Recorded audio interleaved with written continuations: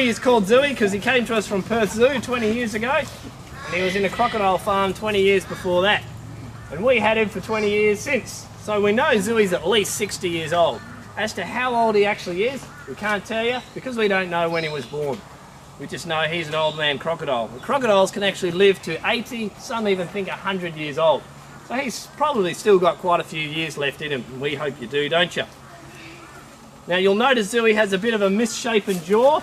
See if we can't get that up for you. Come on, show us your jaw. Good boy. Good boy. It doesn't quite connect or overlap properly. It's kind of askew on the side. The reason for that is Zooey was actually caught in Darwin Harbour. So he's a wild caught crocodile, or a rogue crocodile, as most of the crocodiles are that we'll see from here on in. And he had this little tendency of biting on boat propellers. And he didn't seem to care whether they were on or not. So that's the story why he has a little bit of a misshapen jaw, although it doesn't seem to stop this guy at all. And on that, crocodiles actually have the strongest jaws, or the strongest bite force of any animal alive today. A crocodile of the size of about 3.5 metres can exert a force of 3,500 psi. Now to put that into perspective, if I got bitten on the leg by a 3.5 metre crocodile, it'd be the same as me taking my Toyota Prado and dropping it on my leg. That's how strong these guys' bite is. It's literally a bone-crushing bite force. But that's for a 3.5 metre long crocodile. Zooey is over 4. And they've now realised that the bigger the crocodile, the bigger the jaw muscles, the bigger the bite force. So Zooey and Baron there behind you, and then Bluey here, who's probably nearer to 5 metres behind me, they probably have a bite force well in excess of that 3,500 psi. But from what I've seen and read, I haven't been able to get an exact number because of two realities. Number one, when they try and... Whoops, sorry, hang on. Where's the first? Come on, up. You didn't get it. Come on. Good boy. When they do try and measure these crocodiles and they get a good decent bite out of them, because they don't always bite very hard when they're getting fed like that, that's the first thing. But when they do get a decent bite out of them, what they found is quite often the crocodile bites down so forcefully, destroys the machine. So as of yet I haven't been able to find a good representation, but 3,500, and this guy's going to be pushing in excess, well in excess of that. Anyone know where he is? No. There. That is Mrs. Maniac. It's not Maniac. See, what I will do is I'll feed her first. She's waiting patiently. Come on, love. It's down there, you silly crocodile. Come on. There you go. Alright, well I think I know where he is. Oh, excuse you. There. Now, if you're on this side of the fence, heads up, might get a little bit wet. So if you don't want to get wet, step back or go over there. I'm going to see if I can get this right first go. Oh, mate. Hey, buddy. Back you come. This is Maniac. Come on. Yeah. Stay up for me. We'll give this food. So this guy here, he's quite an aggressive crocodile. Malcolm's named him Maniac because he's very aggressive and does very unpredictable things. So when we're in here with him, we always know, be prepared for anything. But he's a great croc, and what you just saw then was an excellent example of what these guys do in the wild. It's called ambush hunting. So they sit and they wait for their food to come to them. Now I mentioned before that crocodiles can sense vibrations, very reactional animals.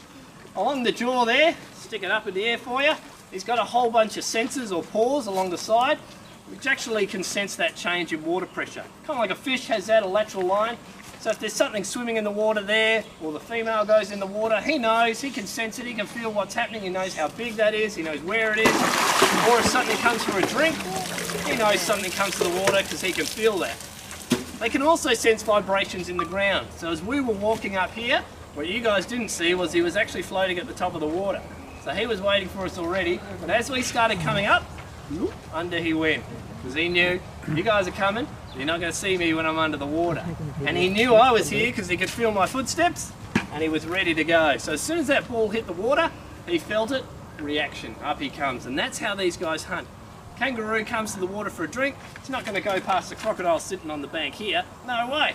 I'm going to go that side or another water hole altogether. So how does he hunt? He waits in the water and he hides. Then a kangaroo comes here, oh, there's no crocodile in here, and he goes for a drink. 4.5 metres of crocodile comes launching out at him. All right, maniac, come on. Come on, bud. Atta boy. You can come up. Up, up, up. That was a bit lazy. Oh, that was lazy. Better next time. You see those lovely teeth? His aren't so white, are they? Now these guys have one of the strongest stomach acids going around. So what you'll probably see today, some of our other guys, when they eat or they miss it and they eat it off the floor, they'll eat bits of sand and leaves and sticks and twigs and all sorts of things as well. Don't worry too much about that. These guys' stomach acid has been measured almost on the pH scale. It almost gets down to the measurement of 1, which is... See if we can't get cranky up. Come on, buddy. Come on. Atta boy. Come on. Up, up. Wait for it. Up. Oh, you missed it.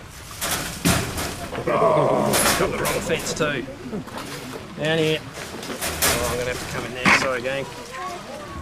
Now, Cranky's just had a new fence put in. As you can see, it's got a bit of extra reinforcement. At the front here, particularly where I am, you can see all the hacked up fence here. That's because he hits it, and he hits it hard. Come on. Good boy. Down here. Down here. Come on. There you go. So during the wet season, Frankie is very aptly named. He'll actually grab onto that fence and he will shake it, and sometimes you're sure this thing's going to get ripped off its hinges. Come on, love. Now you can see her, she wants some food, so she's come up. As soon as she gets it, off she goes. Notice how she eats, head out of the water. These guys can't eat underwater, they can catch food underwater, but they're air breathing like us, which means they can't eat underwater, they'll drown. So they've got a special kind of fleshy flap at the back of the tongue called the palatable valve. So when they're in the water, that kind of covers the throat so no water gets down. But then to eat, she's got to come up. But as soon as she gets it, she's out of here, because she doesn't want to get in the way of this guy. You can see what he did to the fence. It's not going to be much trouble to do some damage to her.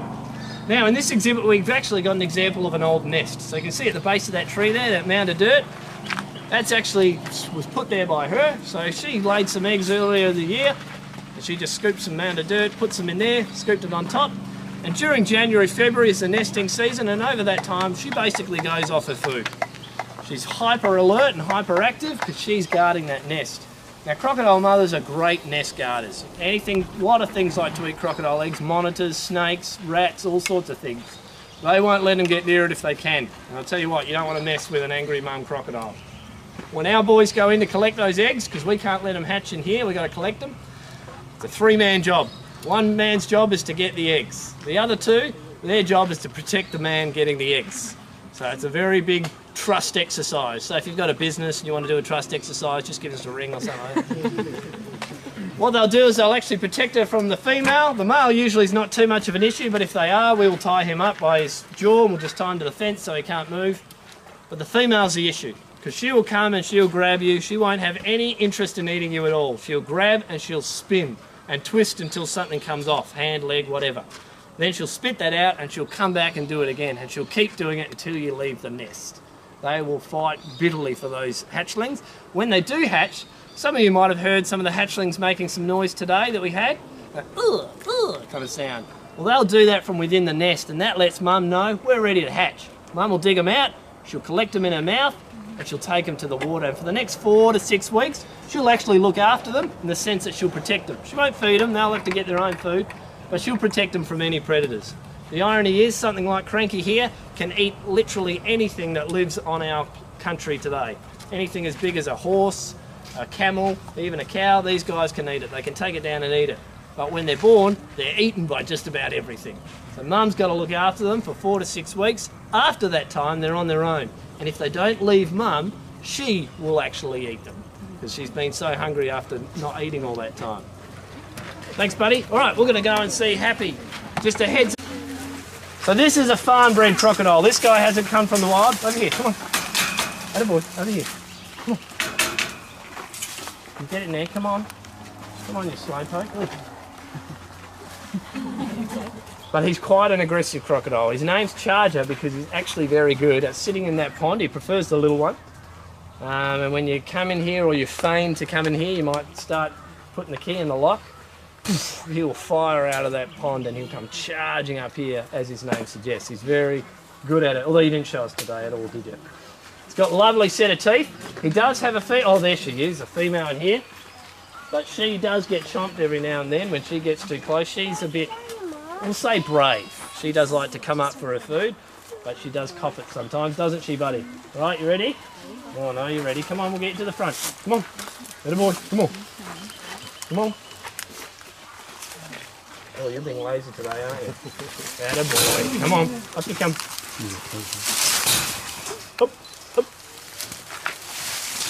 Oh, missed it, my bad. Sorry. Very close. Come on, atta boy. Keep going. Keep going. There you go. You got it now? Oh, you hear that? There's a frog in there. It wasn't the crocodile, don't worry about that, he's fine. Hey, Charger. Now, Charger's giving us a good example of the lovely scoots on the back here. You can see those there, hear that? They're nice and hard. Did anyone feel those on the little crocodile we had? Yeah. They're quite solid. The reason is they've got a little bit of bone in each one of those. They're called scoots or osteoderms. For the crocs, it acts like a little bit of body armour, so when another croc bites you, a bit of protection. But it's actually there with a nice big solar panel. So crocodiles being reptiles, they're cold-blooded, or technically saying they're ectothermic, which means they regulate their own body temperature with the surrounding environment they're in. And crocodiles are so effective at that even at this time of the year, with the changing temperatures quite sufficiently over the 24-hour period, over that same time frame, these guys can keep a constant temperature that changes only to about 1 degree, which is quite impressive. And one of the reasons is those scoots there have blood going through those bones, blood capillaries, so when they're in the sun, that'll actually warm them up.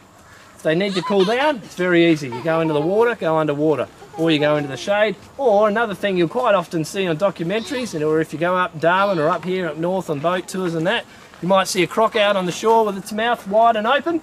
He's not showing you his teeth, he's not trying to be aggressive, he's actually cooling himself down, regulating that body temperature. Because that open mouth presents a bigger surface area, just gets rid of that excess heat. So that's one of the things they do. A lot of people say, oh, they're aggressive. They're not being aggressive, they're just cooling down, chilling out, actually, believe it or not. When these guys are aggressive, you won't see them. They'll be under the water, ready to get you. What surprises a lot of people is none of that comes from the legs. It's all from the tail. So if Evil Eye comes out, we'll see if we can get him out and show you that lovely tail as well. Come on, buddy. Come on. Come on. Atta boy. Come on. Come on. Yeah, I know, it's hard. Come on, the people are watching. Oh, you lazy crocodile. There you can see the tail at the end there, giving a nice big swish. So on a crocodile, the tail is the power, and the head here is the weapon. So when they come through the water, it's that tail that's propelling them through. And there's 3 huge muscles in there that work like pistons, pulling back and forth. And that's what gives them their huge speed going through the water. So when he's sitting there in the water and he's waiting for food to come to him, he's basically pumping, and he knows food's coming, he'll pump blood to that tail so it's ready to go. And a flick of that tail can send him hurtling out of the water at 19 metres per second. That's about 60k an hour. With that mouth coming at you, that's a pretty scary thing, right? A lot of people say when you get chased by a croc, the thing you need to do is run around in circles, because it'll confuse it, or run in zigzags, because it'll confuse it. Well, here's the truth. Crocodile's brain is about the size of my thumb. You run around in circles and in zigzags, this thing's not smart enough to get confused by that. He's just going to go straight, because that's what he's planned to do. And if you happen to run around in circles, you're probably going to run right back around to where he was. You get chased by a crocodile on land, the best thing to do is turn around and run. These guys can only run about 12k an hour, and they've really only got about 10 to 20 metres where they can do that with any great efficiency. After that, they're going to run completely out of energy. They're going to give up and go, you know what, I'm not wasting my time, because they're not built to catch or attack things on land, they're built for life in the water. Come on, I'll get you up here yet, I'm sure. Yeah, this will change your mind, won't it? Come on. Come on. Atta boy, come on. I know you want to. Yeah, good boy. Atta boy, come on. Yeah, come on. Come on.